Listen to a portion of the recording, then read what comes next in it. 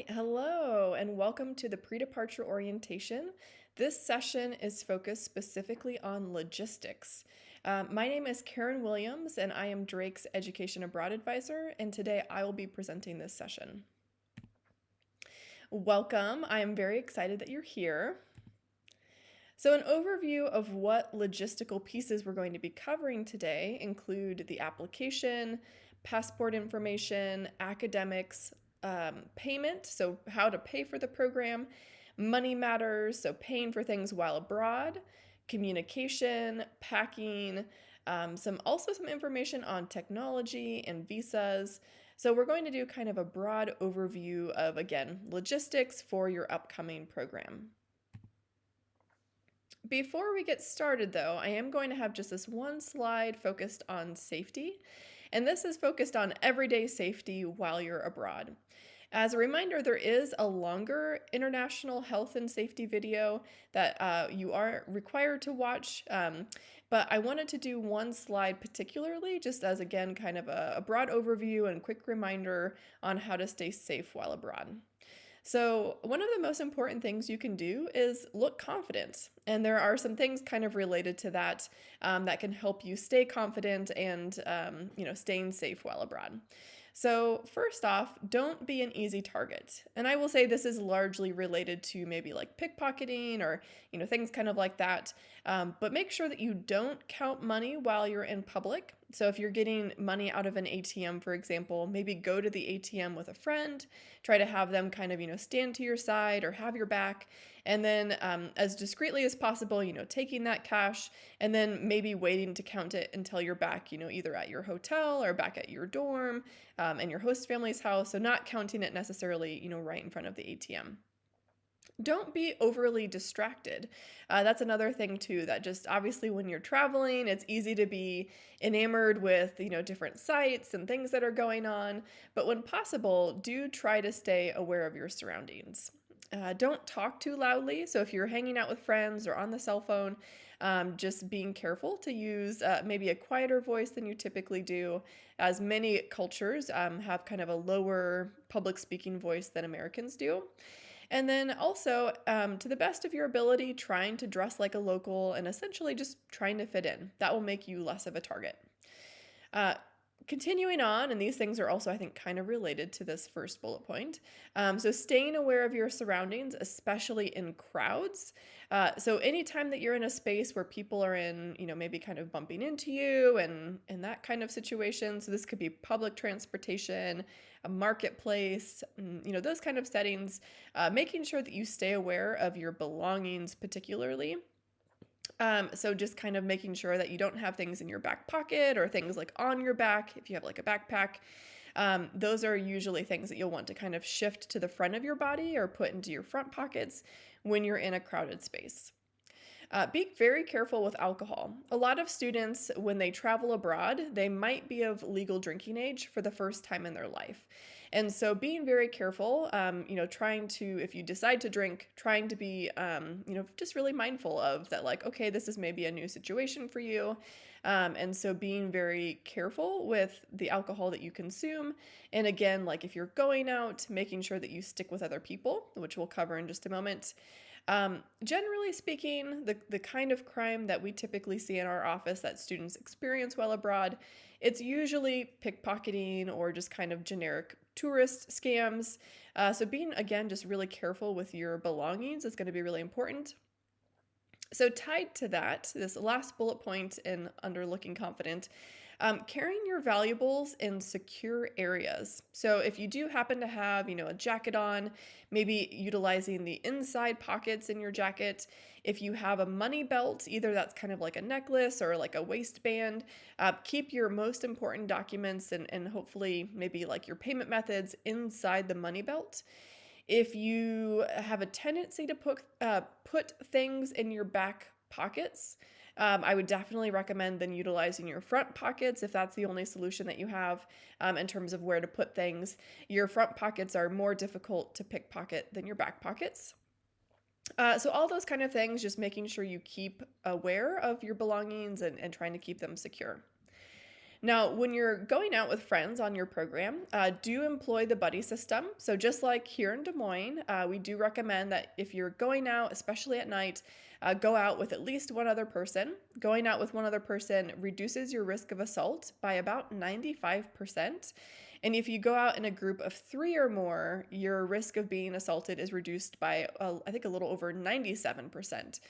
So again, if you're going out, just make sure you stick with a friend. That will help keep you safer while you're abroad. And then also reaching out for assistance if something does happen on your program. So if something happens, like your wallet gets stolen or something kind of like that, let the program leader know. And also, if you're abroad and you're going with an affiliate program or an exchange program, you can notify the on-site partner and you can let them know.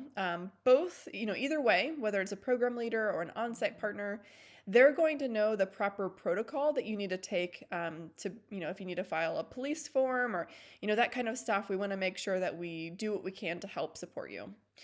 Also, if something happens while you're abroad, you can also call Drake's campus public safety phone number 24 hours a day, 7 days a week. There's always someone on the telephone who's able to help answer your call. And depending on the kind of issue, do know that the Title IX coordinator is also available to help support you. And then lastly, if you have an issue happen while abroad, note that you can also notify your family that something has happened, but we do recommend with family, hopefully waiting until you're past kind of the heat of the moment, that maybe you first contact like on-site staff or the Drake campus public safety number and basically get a plan in place for, knowing how you're going to be supported and what steps to take next, and then notifying family of like, hey, this thing happened, but here's what we're doing to help kind of, resolve the issue. That's usually kind of a good plan of action. All right, so now hopping into logistics. So first off, application. So all of you have an application in our Teradata system. And after you are accepted into the program, you should have received a message that you were accepted. And then there are more documents and forms that are due after being accepted into the program. You can always re-access your online application. It's open to you. And so in this case, going to drake-sa.teradata.com, that is the website that you can use to re-access your application anytime. And again, you can save things before submitting them or signing the forms if it's a signature form. All right, if you are traveling internationally, you also will need to make sure you have a valid passport. Typically by now you would already have your passport in hand, but just in case, do note that processing times for passports are usually in the range of about 6 to 12 weeks. The 6-week side of things is usually more with expedited processing, and so there is an additional charge related to that. And kind of on the upper half of that range is typically your regular processing time. And so then there's no additional expedited fee. So just kind of keeping in mind that depending on the method that you select for passport processing, it's a pretty big range in terms of the amount of time that it can take to get a passport in hand. You also may need to schedule an appointment at a passport acceptance facility. So this oftentimes might be something actually like a USPS, post office. You can usually schedule an appointment at certain post offices that are considered passport acceptance facilities. But again, oftentimes you need an appointment. And so that might be, a week or two out before you can even get the appointment scheduled. So keep those things in mind if you still need a passport. The cost ranges between $130 and $225, depending on the type of passport that you need and then the types of services. So again, like if you're expediting it, there's an additional $60 charge. You can apply for the application, basically the application forms. You can do an online form, and that's at travel.state.gov, or you can download it and then fill in the application. And lastly, when will you need the passport? Sometimes students think, oh, I don't need the passport until, I'm getting on the plane. And that's not accurate. We do actually need the passport information earlier. If you're doing a semester program, your student visa, some of your documents might need your passport number on it in order to issue you those passport visa documents. And then also, sometimes with again, the logistics of things, booking your airfare, booking hotels, some of those kinds of things, you may also need a passport number. So just keeping in mind that we actually recommend that you have your passport in hand at least 3 months before your departure. All right, academics. So if you're going on a program that is tied to coursework, which most students are, but some students are doing athletic programs abroad, or like a choir tour. So if you're doing an academic program, just a couple things to note. For Drake faculty-led programs, keep in mind that the grades earned abroad on these programs do calculate into your Drake GPA, and the course and the grades and the credits all appear just on your official Drake transcript. The Drake programs are officially, Drake courses anytime that a Drake faculty member is teaching them. When the Drake faculty are teaching those courses, usually grades are due within about 2 or 3 weeks of the term ending. So you'll basically get feedback on your coursework pretty quickly after the course or the program ends. Affiliate and exchange programs are a little bit different. Affiliate and exchange programs involve another university overseas teaching that coursework to you, which means that it will be considered transfer credit when it comes back to Drake. So due to that, the grades earned abroad will not calculate into your Drake GPA, but those courses that you've taken and the grades that you've earned will be visible on your Drake transcript. So keep that in mind if you want to apply to graduate school in the future, that the courses that you take will be visible. The grades will appear in what is called the transfer credit section of your academic record. When you log into my.drake.edu, and you're looking at your academic record, there are some tabs, and so you would click on the transfer credit tab, and then you'd be able to see again the coursework that you earned abroad from that institution abroad. That would be located in the transfer credit area.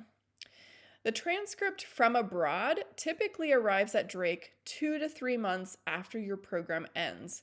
So there is definitely more of a delay compared to the Drake programs in terms of the coursework being visible on your record. So this sometimes can have an impact on, course registration or other things like that, because those credits won't be applied until that transcript arrives at Drake. And then lastly, with affiliate and exchange programs, Drake does place a spec course on your record, which is essentially a study abroad placeholder course, just to indicate to Drake that you are in fact, still registered, you're still a student, you're still eligible for financial aid, but you are currently abroad. And we apply either a 3-credit spec course if you're doing like a summer program or a J-term program, or we apply a 12-credit spec course if you're doing a fall or spring semester program. Okay, program payment. So if you're doing a J-term or a summer program, and it depends a little bit the payment method, whether you're doing a Drake program or an affiliate or an affiliate and exchange program. So for Drake programs, you'll actually pay for the program just through your Drake student account, like you would typically pay for, an academic program or, your time here at Drake. So really using the same payment methods that you typically use, you can utilize with any kind of a Drake J-term or summer program. With the affiliate and exchange programs, when they're short-term programs, you will pay the partner directly for your program. So keep that in mind, that you actually will not pay Drake for your study abroad program if it's a J-term or summer program. You'll pay the affiliate or exchange partner. For semester programs, payment is made directly through your Drake student account. So any type of semester program, whether it's one of our Drake cohort programs, an affiliate program, an exchange program, all of those, the payment will be made through your Drake student account. The same payment policies are applied as if you were on campus. So if you use a payment plan, you can still utilize a payment plan when studying abroad. Semester invoices are typically posted 1 to 2 months before the start of the semester, whether that's a fall or a spring semester. And the payment due date is always going to be the first day of Drake's semester. So even if your study abroad program starts earlier or starts later, the payment due date will be the first day of Drake's semester. There are a few fees that you might pay directly to either like the affiliate program or the exchange program. So broadly speaking, if there's an application fee or if there's a deposit, that would be paid by you, the student, directly to the affiliate or exchange partner. Deposits are, though, something that is actually applied toward the cost of your room and board while abroad. So if you have a $500 deposit, the invoice that gets posted to your student account before you go abroad that $500 deposit will be deducted from that total room and board charge. So you're actually just prepaying for your housing. Some of our exchange partners, you'll actually pay for your housing directly to either the exchange partner, or in some cases, you'll actually arrange your own housing. So keeping that in mind as well, that with exchange, there sometimes are other fees that might be paid directly to the exchange partner, but we can work with you one-on-one to discuss how those payments are made. Okay, so now kind of moving more into preparing you for your study abroad experience, money matters. So first off, we're going to cover a little bit about banks and debit cards. So if this is a method of payment that you would like to utilize when you're abroad, we're going to cover some kind of key tips related to this.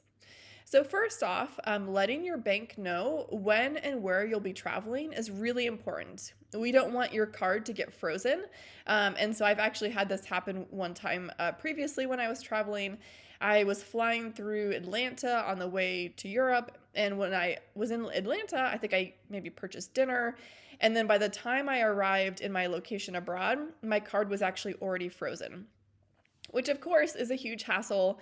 I use a smaller local bank, and so then I was trying to contact them, and the hours were weird, and so the bank wasn't open. So it definitely was a big headache trying to navigate not having that card when I anticipated that I would have access to that card at the beginning of my trip. So make sure that you notify your bank in advance that you'll be traveling. Make sure that you know your PIN, just in case it's been a while since you used your PIN.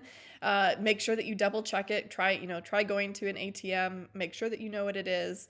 And if you aren't quite sure what it is, work with your bank to reset the PIN. Most banks also have an ATM limit on cash withdrawals. It's not uncommon that the cash withdrawal might be set to, $200 or something like that.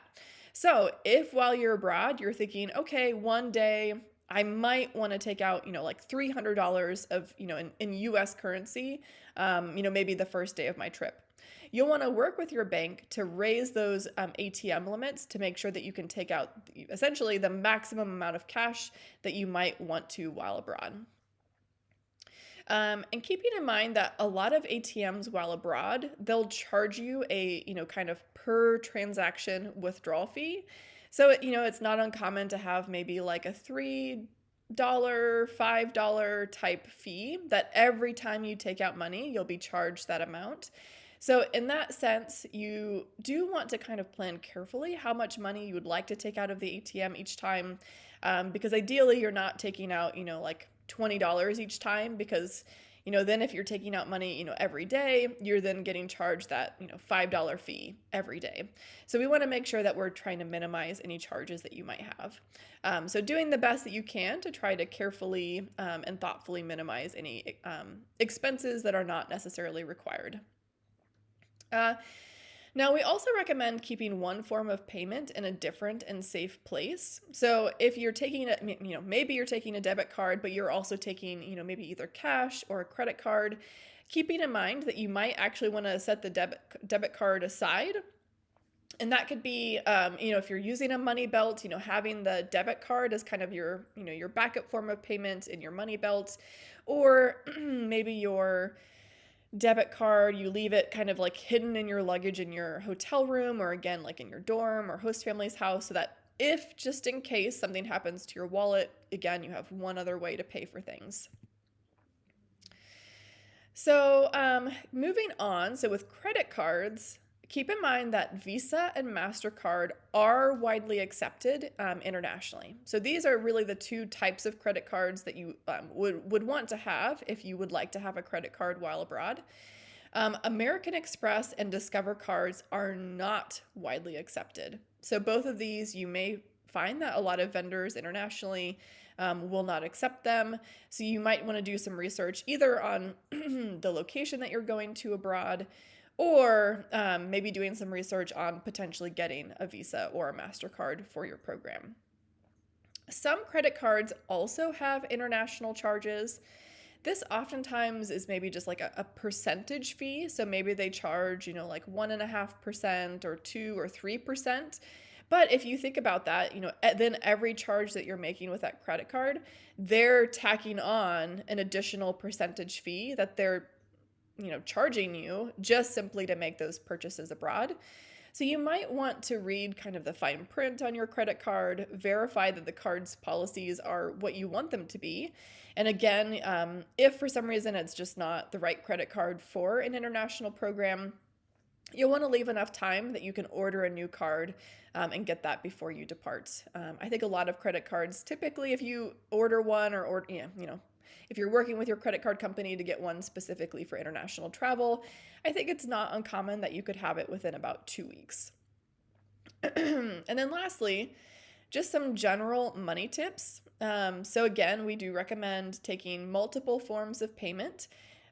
This could be something like mobile payment apps, which are usually set up with either a debit card or a credit card. But again, like if your wallet were stolen but your cell phone wasn't, it might be nice to have a mobile payment app set up on your phone so that you can also pay with your cell phone. You might want to bring some cash along. So have a few of these things in mind, ideally to have at least 2 forms of payment when abroad. Just a reminder again, having one of these forms of payment in kind of a different and safe place. Consider possibly getting some foreign cash currency before departing. There are some banks in the Des Moines Metro where you can basically purchase foreign currency before departing. Or if you've had either family or a friend travel to that country before, you can ask, hey, do you have any leftover currency? And then maybe see if they'll sell you or give you that international currency that they have left over. And lastly, if you do want to use a mobile payment app, make sure that you download it before getting on the plane.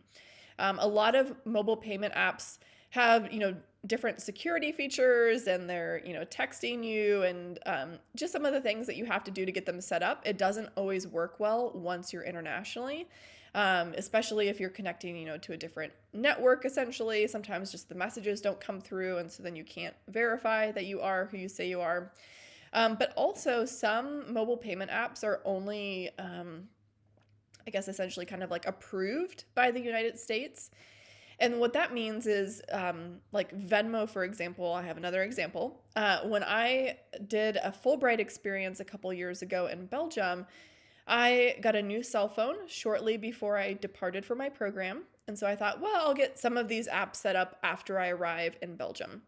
So one of the apps that I was going to download after getting to Belgium was Venmo. And so I get to Belgium, and then I'm, first week, we're going out for lunches, whatnot. And so when you're traveling internationally, most countries will not split a bill for you. So if you go out with friends, you get one check, and then one person has to pay the entire bill. And then as a group, then you kind of, figure out how to pay the person who paid the bill.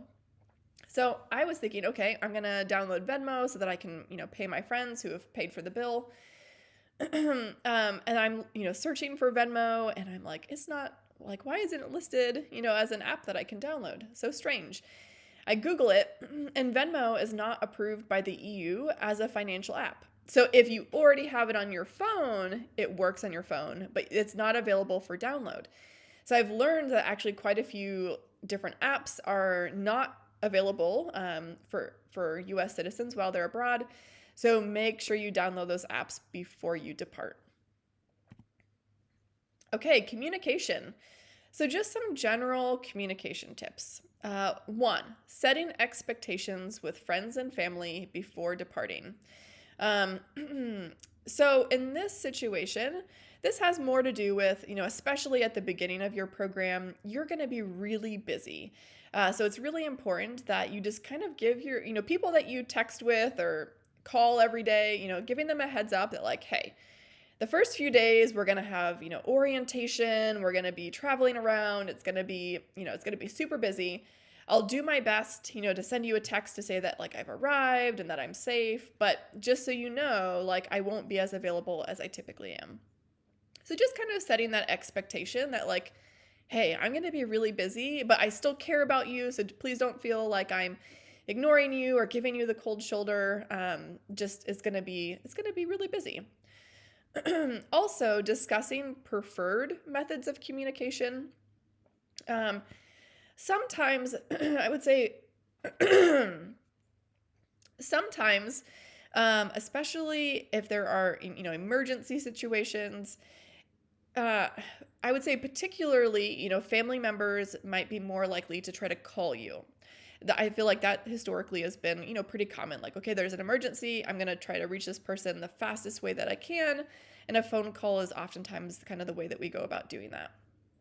Well, when you are abroad, especially depending on, kind of the cell phone plan that you select, you may not be available via telephone, 24 hours a day. So, if that's the case, like if you're doing a Wi-Fi only plan, make sure that your family knows that like, hey, when I'm out during the day, I may not either have cell service or I may not have very good cell service. So it might actually work best for you to text me. Or, I've downloaded this app called WhatsApp, and that's the way that I'm going to be communicating with the other people on my program. So I expect to be on WhatsApp the most while abroad. So things like that, just making sure that you have a conversation about how best to communicate with one another is really important before going abroad. Lastly, maybe downloading those, well, one, definitely downloading those communication apps before you depart. Similarly, WhatsApp, a lot of those communication apps, you do have to, again, verify your telephone number and other things. And if you wait till you're abroad, it can actually cause some, kind of serious issues of not being able to properly set up those communication apps. But similarly, if you do have an app that you prefer to communicate on, if that's WhatsApp or Facebook or things like that, maybe assist family members as well if they need any help getting those apps set up on their telephones as well. Now, data and cell phone plan options. There are kind of, I guess, three sort of primary ways that students typically set this up when they're traveling abroad. I do think it depends a little bit on the length of time that you're abroad. Different options will make more sense in different situations. If you are going abroad for a semester or more, I would likely recommend, in a lot of locations, trying to get a host country SIM card. I recommend that because generally it connects to the local network more reliably, so you're more likely to, just have consistent coverage while you're traveling around in that country. Oftentimes it's significantly cheaper than US carriers, and they're, using their international plans.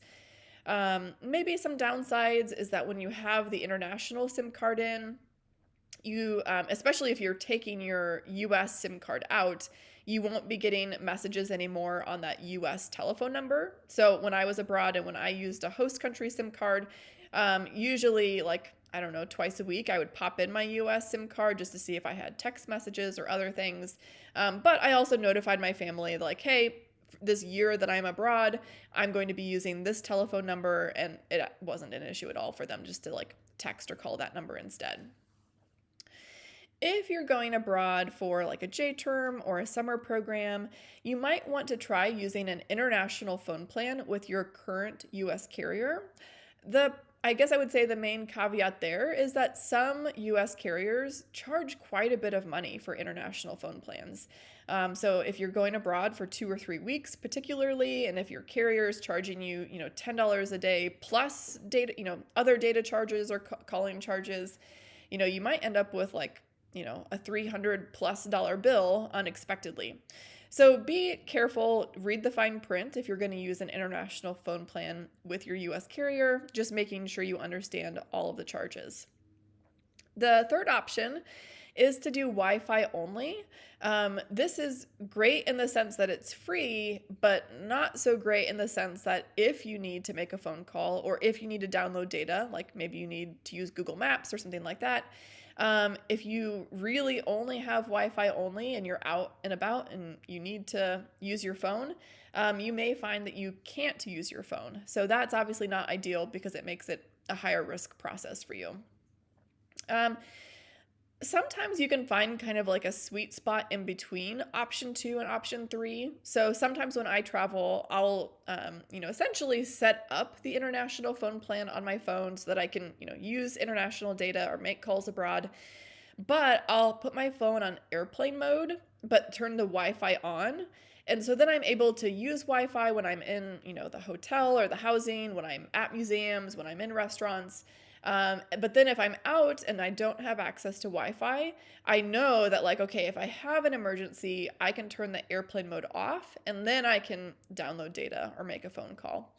So that can be a nice kind of sweet spot in between where you're only getting charged on the days when you intentionally want to use that cellular data. All right. Packing. So the next several slides are going to be more packing focused. I feel like this is always a big piece of getting ready to go is really preparing your packing list, purchasing things if you need to get things before you depart. That's always like kind of a thought intensive process getting ready for your program. To get started, I have, I guess, 2 questions that I recommend that students or travelers think about. And the first one is, what is critical to my program and what is sentimental to me? So to start off, the what is critical, those are obviously items that you need to bring with in order for you to be successful in this program. That can be things like identification, whether that's a passport or a driver's license, and maybe both if you're traveling internationally. But if you're joining a program here in the US, like to Washington, D.C., you might only want to bring your driver's license. Other things, of course, if you're flying, an airline ticket, if you have medication, bringing medication along, if you need certain electronics like a laptop in order to be, writing a paper and be successful in the program, make sure you bring that.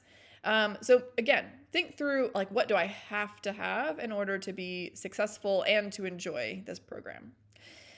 What is sentimental? I guess this is kind of the opposite. If there are any things that you regularly, wear or have that you feel like, if I lost this, I would be devastated. Those kind of things, ideally you want to try to leave at home. I would say, this can be things like jewelry, or it could be an outfit. If you're obviously like things like electronics also, if you like your laptop, but you don't need your laptop on your program, you might actually just want to leave it at home for the duration.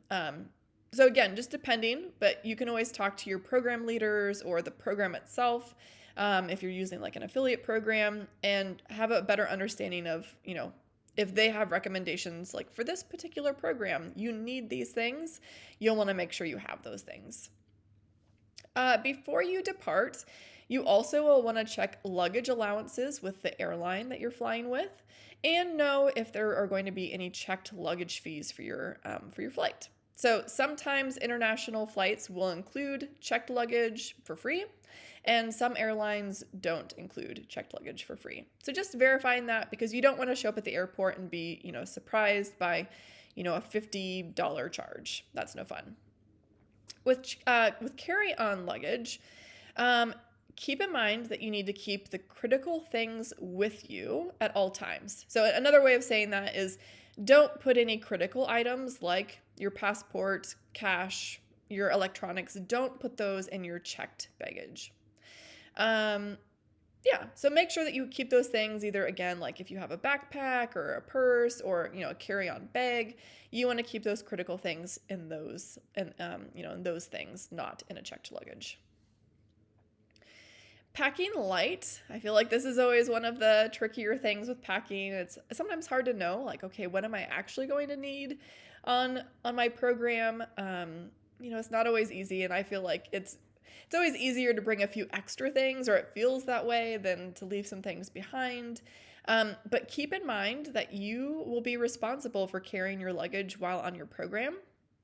And just sometimes when we're traveling internationally, particularly, um, just sometimes like staircases are, steep and narrow. And when you're carrying luggage, it can be kind of difficult. So try to the best of your ability to pack as lightly as possible. And also leaving some room for souvenirs in your luggage. Most students, not all, but most students do like to purchase some things while abroad. That could be, international food or snacks, or, maybe a shirt or whatever it is. Making sure you leave a little bit of space in your luggage to fit those things in your suitcase on the way home. Illnesses. So, illness, kind of preparing for the possibility that you may not feel well at certain points in the program. It's not uncommon for students to get dehydrated, especially because a lot of students are doing a lot more walking and maybe spending more time outside than they typically do. But also you're eating foods that are, might be unusual to you. Or just even if they're kind of similar foods, there might just be different like microbes and stuff, on like strawberries, and it might impact your stomach differently than you're expecting. So make sure you have some medicine along. I would just say take whatever you think would be, most likely. That if you had a headache, what would you take? Make sure you have some of that.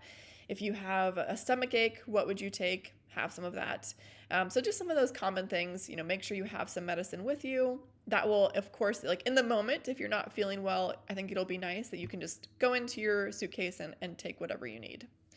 You might want to bring a thermometer, especially with COVID. I feel like it's possible that if you were to get a fever, it would be nice to know if you had a fever. And then also, kind of related to illness, a lot of locations, even though travel like entry restrictions have been reduced, and so you no longer necessarily have to show a COVID vaccine card upon entry into the country, a lot of businesses or museums still can, like, personally, for their own business or just for their own museum, they can request to see your COVID vaccination card. So I would recommend, if you are traveling abroad, particularly, make sure that you have your COVID vaccine card with you, and maybe make a photocopy as well to have on your cell phone. And then lastly, but we're going to dig into this a little bit more in just a moment, the clothing that you bring does vary widely depending on the program that you're doing. So just kind of keeping in mind that if you're doing a program, in a city like the London Theatre program, you might have certain types of clothing that you'd want to wear, versus if you're doing a School for Field Studies program, in the outback in Australia, you're going to need very different types of clothing. And if you're going somewhere cold versus somewhere warm, all of those things will impact the clothing that you should bring on your program. All right, so this, I'm actually taking some kind of snippets from a presentation that one of our student workers did on, packing to go abroad. So I'm going to present a few slides on kind of more packing generally, but to get started, I am going to do a quick overview of TSA, passport control, and customs. I know airports tend to be probably about the highest stress experience on an international program. Going through airports, those kind of things can be very stressful, and they can be kind of prolonged. So I want to just kind of do an overview of what these things are and what the process looks like. So TSA is a U.S. agency, and they're involved with individuals who are entering into U.S. airports and U.S. airspace, essentially. So when you're arriving into a U.S. airport, it's typically the first airport that you enter into. You'll have to go through TSA, which is essentially like the security area to enter the airport. So really, I should say, when you very first arrive at the airport, the first thing that you'll want to do is, if you are checking a bag, you'll want to go above the different ticket counters. You'll see the names of airlines. So you'll want to get in line at your particular airline's ticket counter, wait in line for a while, and then drop your checked luggage at the counter. After you have checked any luggage that you would like to check, then you would proceed to the security area, and that's when you would encounter TSA. The photos here you can see just kind of a couple images of what TSA looks like here in the US. Oftentimes, you'll get in a security line. You might wait in line for a while. When you get to a certain point, they typically will ask to see both your ID and your ticket. So you'll want to have accessible either, again, like a passport or a driver's license, and your airline ticket, which can either be a paper copy, or if you have your airline ticket on your cell phone, you'll just want to have that ready to go. After you pass through that point, you'll get in these kind of like lines where there will be essentially like plastic bins that you'll put your belongings into that you have on your person. So that would be like, again, a backpack, a purse. If you have a coat, you put your coat in a bin. Oftentimes they'll have you remove your shoes. You'll put your shoes in a bin.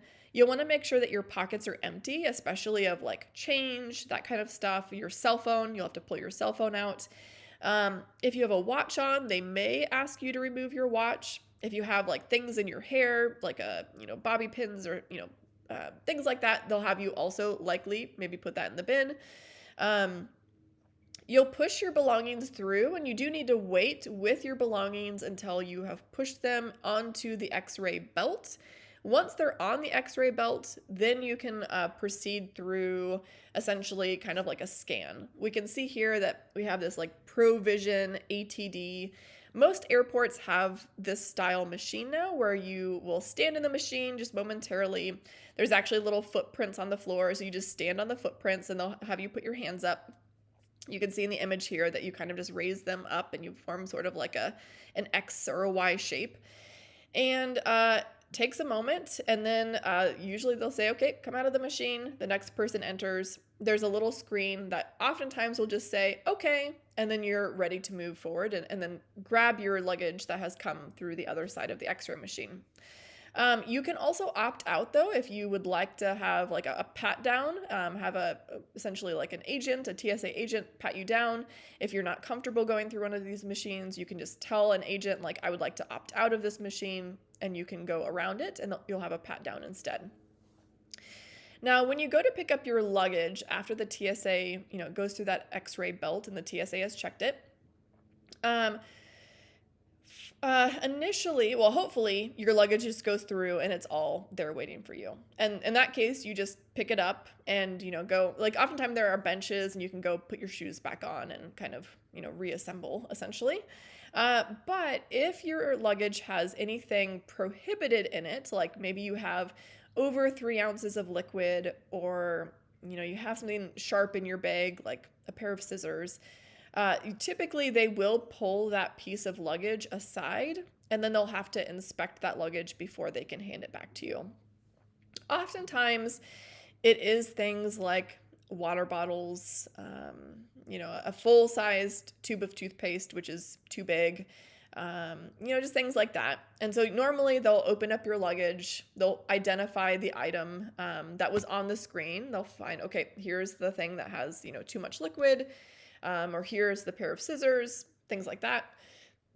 And then at that point, they'll ask you, well, normally they'll notify you that that item is prohibited, and then they'll ask you what you would like to do with the item. It's up to you to decide what you would like to do with that item. Oftentimes, given just kind of the stress of going through this situation, and especially if you have already checked your suitcase, oftentimes it's kind of difficult to know exactly what to do.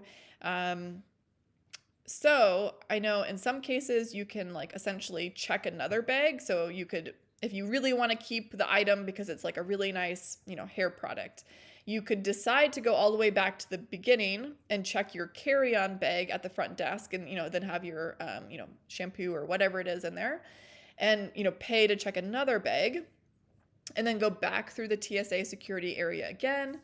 Or, if in the case of, if it's just a water bottle, you could potentially empty the water out if it's like a water bottle that you want to keep, or if it's a plastic, more disposable one, you could just toss the water bottle. So you'll want to kind of think that through and just be very careful that you're not bringing in any prohibited items so that you don't fall into this situation.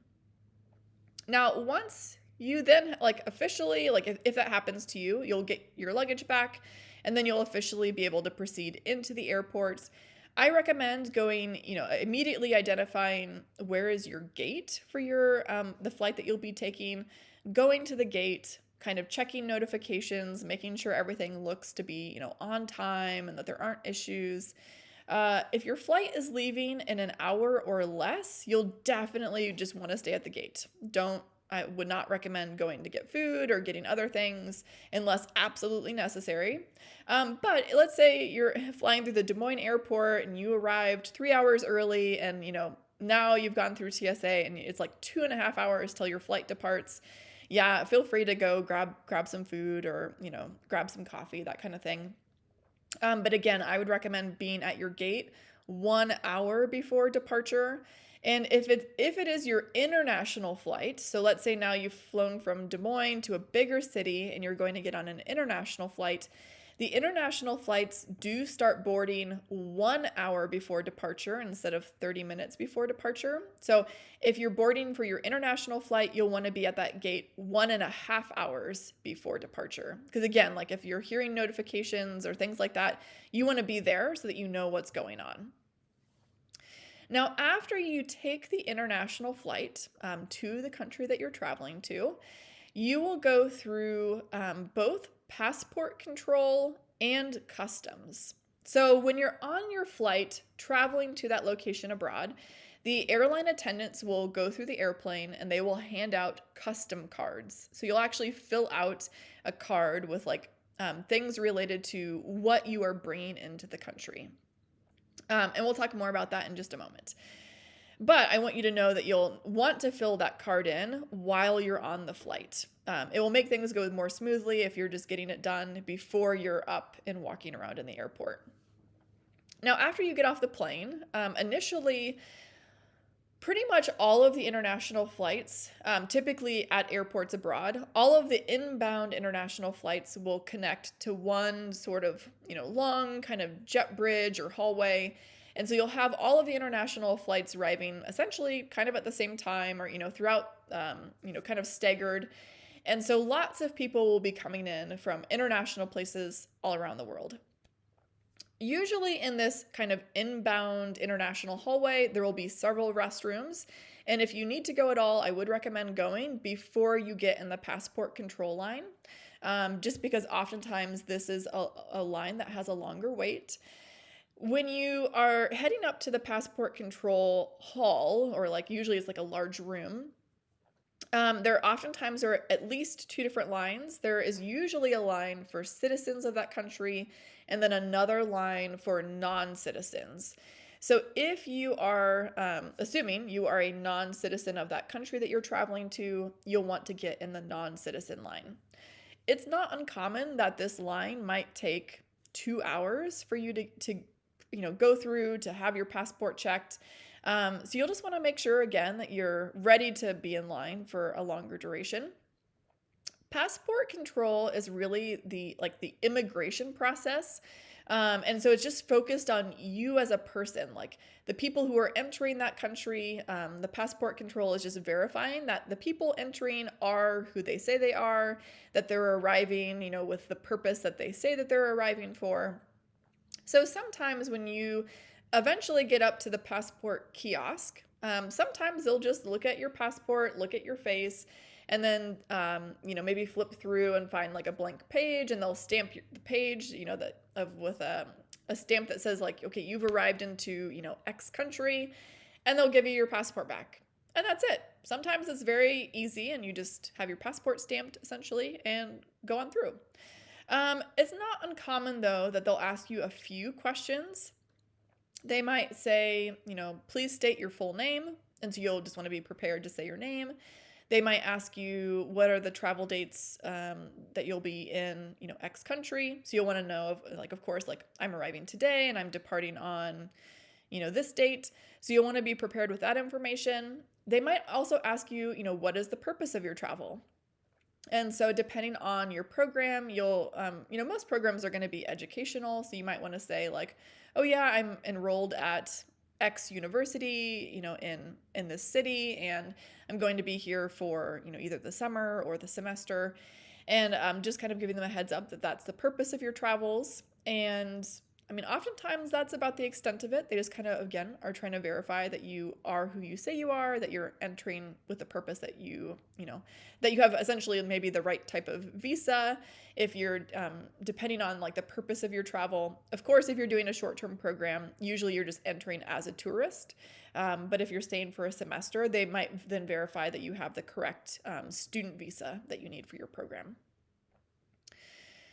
After going through passport control, you will enter a baggage claim hallway. So again, like you might want to identify like, okay, I flew in from, from this city, and so my baggage is going to be on carousel 4. So then head over to the carousel that you need to go to, identify your checked luggage if you checked luggage. If you didn't check luggage, you can actually just kind of continue on through. But if you checked a bag, you'll want to make sure you pick it up from the carousel. Now, this last step, oftentimes there's kind of just like a desk, maybe like kind of kiosk area as you're exiting the airport, and that's customs. So as you're exiting, that card that you filled out on the airplane, you'll want to be ready to go to hand them your customs card. So the customs card, when you're on the airplane, again, you're going to fill in your name and your passport number. And then oftentimes the customs card asks some questions kind of like, are you bringing any plants or seeds into the country? Are you bringing medical equipment into the country? Are you bringing in more than, 10,000 in local currency into the country? So they're just wanting to make sure that if you're bringing in certain types of items that might be prohibited, that they're able to check those items before they enter the country. So in most cases, you're going to say, no to those items because usually students are not bringing in, plants or seeds or medical equipment or large sums of cash. But of course, if you are bringing any of those items into the country, you should check yes on that customs card that you are bringing that into the country, and then have a conversation with the agent as you're going through. I can think of a few examples that, in the past, I'm just thinking of like one time I had an apple in my bag and I thought, well, it's not a plant, but it does technically have seeds in it, So I marked yes that I had seeds in my bag. And then as I was going through, I just said, they kind of asked about it, like, oh, what do you have? And I said, oh, well, I have an apple, and the customs agent was just sort of like, oh yeah, no, that's okay. Like, it's kind of clear that they're just trying to be more mindful of, if you were bringing in like exotic plants or something into the country. So, if you have concerns about it, do, indicate that you have that item and then just have a conversation with the customs agent. All right, so that is airports in a nutshell. So a little more on packing. So getting started with those essentials. And we're going to focus just a little more on your carry-on bag. So with the carry-on bag, some of the essential items that, just as a reminder, you want to make sure that you have. If you're traveling abroad, definitely make sure that you have your passport with you. If you do need a visa, of course, you'll want to make sure that you have your visa along as well. I would also recommend having both paper photocopies of your passport as well as digital copies of your passport. This is just such an important document. You want to make sure you have multiple copies. Bring along a driver's license or a photo ID, have your plane tickets with you, have a printed insurance card for your program. Any prescription medications, have the medication with you.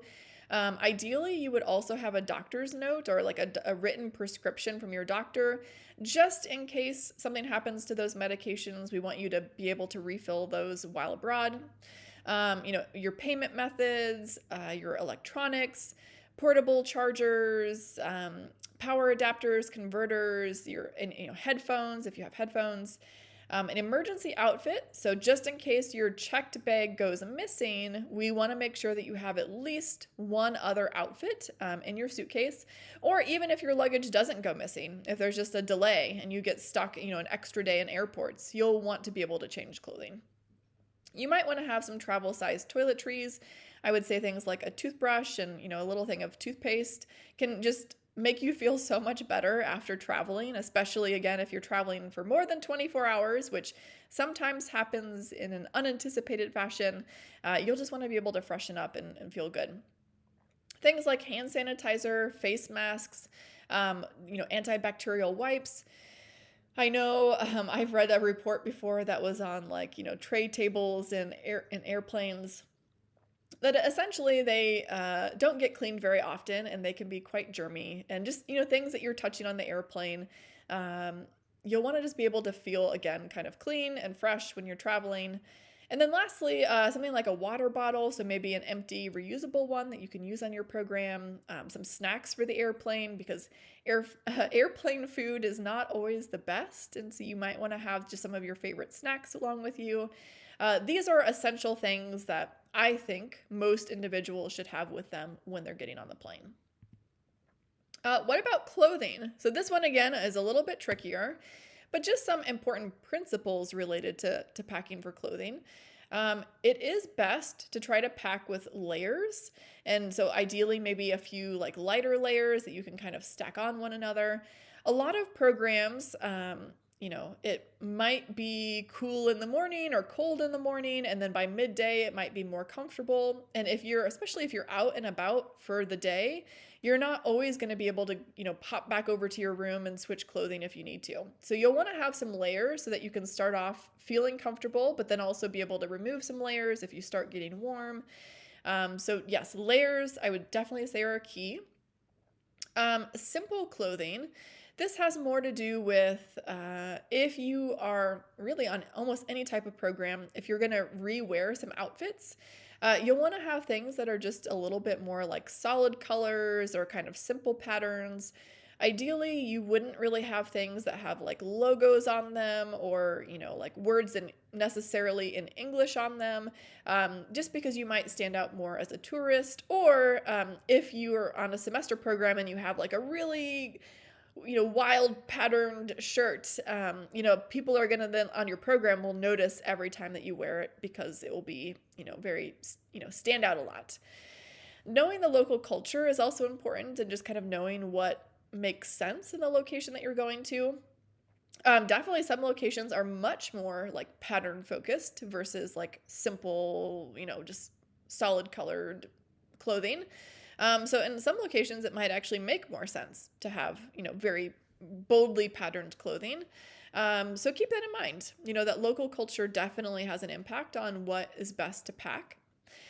Similarly, most cultures are a little bit more formal in the attire that they wear. I really can't think of almost any country outside of the US where people would wear sweatpants in public or yoga pants in public other than, at the gym.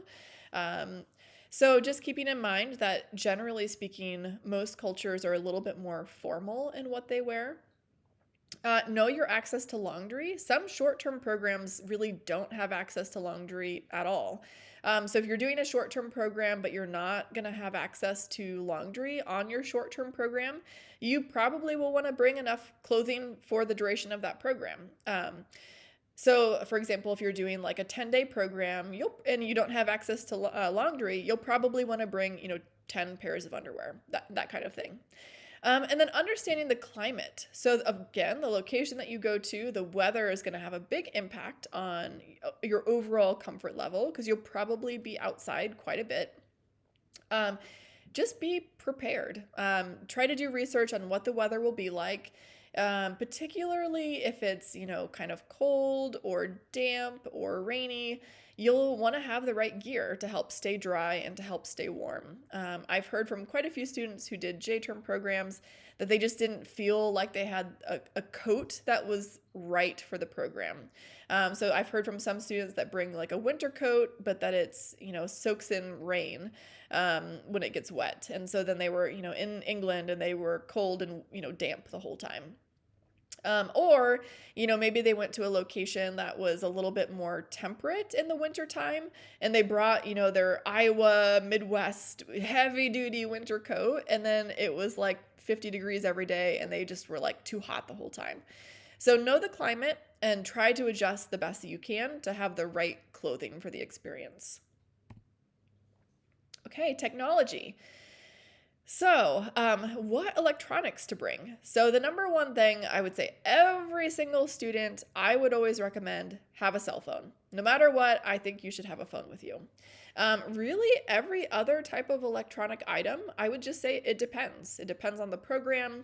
Again, some, program leaders or universities abroad might expect that you have a laptop to write a paper while on your program.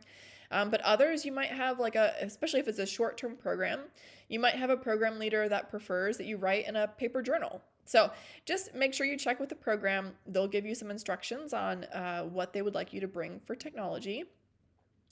And then the adapter versus voltage converter conversation. So the adapter is the item, and hoping that maybe you can see my mouse on the screen.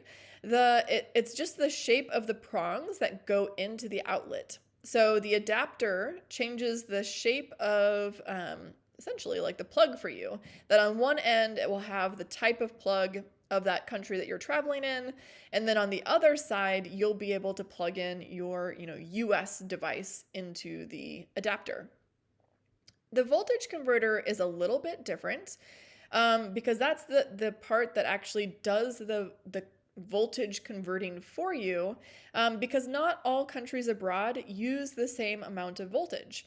A lot of devices anymore, especially laptop chargers and cell phone chargers, you'll see here that there's some fine print on the side of that device, especially when there's like a little box on the charging cable.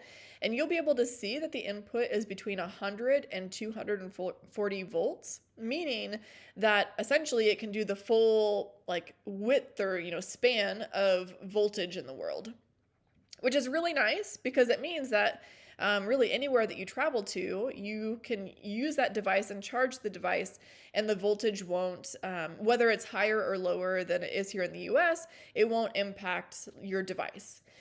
There are other devices, though, that won't have this nice little box on it, that it will just simply be the plug. So think of like your electric toothbrush, your hair blow dryer, things like that. Typically don't have these voltage converters built in.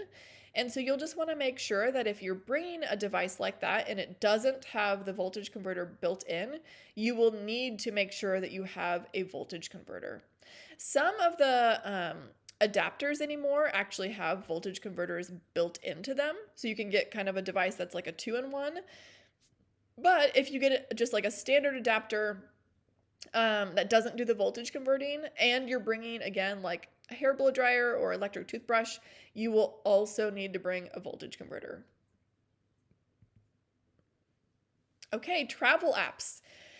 So we talked a little bit about apps earlier, more about communication and payment for things, but I do have some other travel apps that I think I have found to be very helpful when traveling.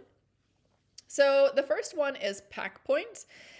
This is just sort of an app that helps you customize packing lists. I've found it to be helpful because I tend to always forget kind of the same kind of thing. For example, like my sunglasses, I tend to keep in my car here in the US. But when I'm traveling, especially like let's say I'm traveling with friends or family and I hop in their car when we're leaving, I frequently will forget my sunglasses, which of course, if you're going somewhere sunny is, it's very sad when you don't have your sunglasses. So I find the packing list to be very helpful and just helps me make sure that I have all the things that I actually need for my program or my trip. The next one would be an airline app. So if you know, again, that you're flying American Airlines or that you know that you're flying Delta, I would recommend downloading that app on your phone, again, before heading to the airport. One thing that's kind of nice is that a lot of these apps will do push notifications so that if your gate changes or if the flight is delayed, you'll actually get alerted in real time that those changes are happening. So you're not constantly needing to check the different, kind of travel boards to see what's going on. The app will notify you, which is awesome.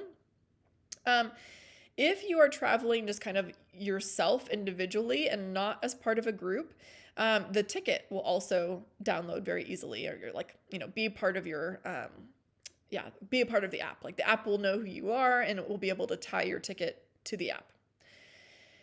If you are traveling as part of a group, the ticketing on like through the app doesn't always work. Sometimes it does and sometimes it doesn't. So in that case, when you're arriving, you might actually want, like if you're part of a group, usually the group will kind of stick together in that baggage check area at the beginning of the airport.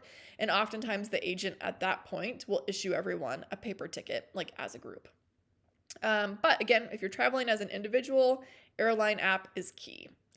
SkyGuru is helpful, and I would say it's more like, I don't know, for me, I sometimes get a little bit nervous about turbulence and that kind of stuff.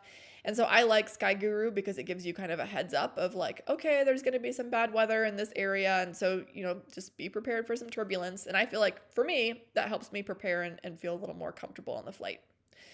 My TSA is kind of amazing because it tells you the security wait time at every airport in the United States. Pretty incredible. And it's like live, like real time, and very, very helpful. Again, especially if you're traveling individually and you're trying to figure out, is the security line going to be a 10-minute wait or is it going to be a 3-hour wait? That can help you then get to the airport at the correct time based on basically the current wait times at the airport. They also have some tips on things to pack, and that's more about, again, just like a reminder with like TSA, you can't have, things over a certain number of ounces when it's liquid, so that they just basically give you reminders about those prohibited items. Smart Traveler is an app that's an official U.S. Department of State app that shares safety information. So if you're traveling abroad, you can indicate in the app like, hey, I'm in, this country abroad. If there's an earthquake or if there's protests or, there's just things going on that the U.S. government wants U.S. citizens to be aware of, they'll also send out safety information through that app, or you can also look up safety information through that app. So also very helpful safety application. Other things, Google Maps and Citymapper. So Google Maps can be super helpful, especially just like if you're on foot and walking around. But Google Maps is not always the best regarding like public transportation in the city that you're traveling to. So if you're traveling to a city that is very reliant on public transportation, like buses and trams and, tube, whatever, the metro, make sure that you also download either the app that's recommended by that city or something like Citymapper. Citymapper is pretty reliable in a lot of locations, giving more solid routes related, again, to public transportation. And also consider using the offline features. So again, if you're doing like Wi-Fi only as your communication method, you can download an offline map so that even if you're, not on Wi-Fi, you'll still be able to access the street names and stuff like that in the place that you're traveling to. Flush is the name of an app that is where you can find public toilets. In a lot of cities, as I know it's kind of strange, but public toilets are not always super easy to find. A lot of times you have to pay for toilets. This app, Flush, will tell you where to find free public toilets, but it will also help you see like, okay, there's a toilet, half a block away, but it's going to cost me, 25 cents or whatever it is. So Flush can be very helpful. Depending on where you're traveling to, you might want to download something like Google Translate or Duolingo to help prep you for some of the language pieces of things. TripAdvisor, so if you have some free time, either, free day, or if you're doing a semester program, you have free time every week. And so TripAdvisor does have really helpful reviews from other travelers on local attractions. So that can be a good app to use. Xe Currency is an app that I use for just doing currency conversions. So it helps me know a little bit better, like how much I'm actually paying in US dollars instead of just kind of estimating or guesstimating. And then again, just a reminder, just those payment apps, communication apps, if you like to listen to music or, watch videos, especially for the flight flight overseas, you might want to download either like some videos or some music so that you can access those things while on the flight. All right, I think this is my last slide, visas. So J-term and summer programs typically do not require a visa. But it depends. There are some countries, like we have a program that goes to India, and students do need a visa to go to India, even if they're just going for a week or two. So there are a few exceptions, but generally speaking, if your program is under 90 days, you will not need to apply for a special kind of visa if you're a US citizen. Program leaders will discuss entry requirements because sometimes a visa is not required, but you might have to complete just like an entry form or something like that. So either your program or your program leaders will give you some more info on entry requirements. For semester programs, most semester programs are over 90 days, and so you do need to apply for a student visa. Student visa process is a government process. So depending on the country you're traveling to abroad, that government determines what documents are needed to prove that you are going to be a student in that country. Typically, you'll have like an application form. You might have to show proof of enrollment at the university, some proof of financial documents, and some things kind of like that, maybe proof of insurance. So it depends a little bit on the country, but they'll have just essentially a standard list of maybe 10 documents that you'll need to use and provide in order to get your visa. You'll want to research those exact requirements. And again, like our office can be here to support and help guide you to that information. But oftentimes the affiliate program or the exchange partner will also provide details about those visa requirements. Some countries do require an in-person visit. For us in Iowa, most of the consulates are located in Chicago. So typically students will actually travel to Chicago, usually for a day, to drop off their visa documents. Many countries then will mail your visa back to you after the process is complete. And again, if you have any questions, feel free to ask our office.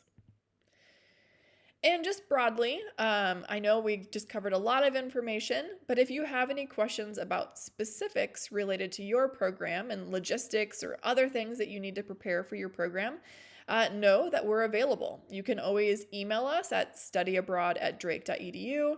Our office is located in Coles Library, so you can also pop in and ask questions or give us a call. Any of those things are options and available to you. All right, thank you so much for watching this video. Have a good day.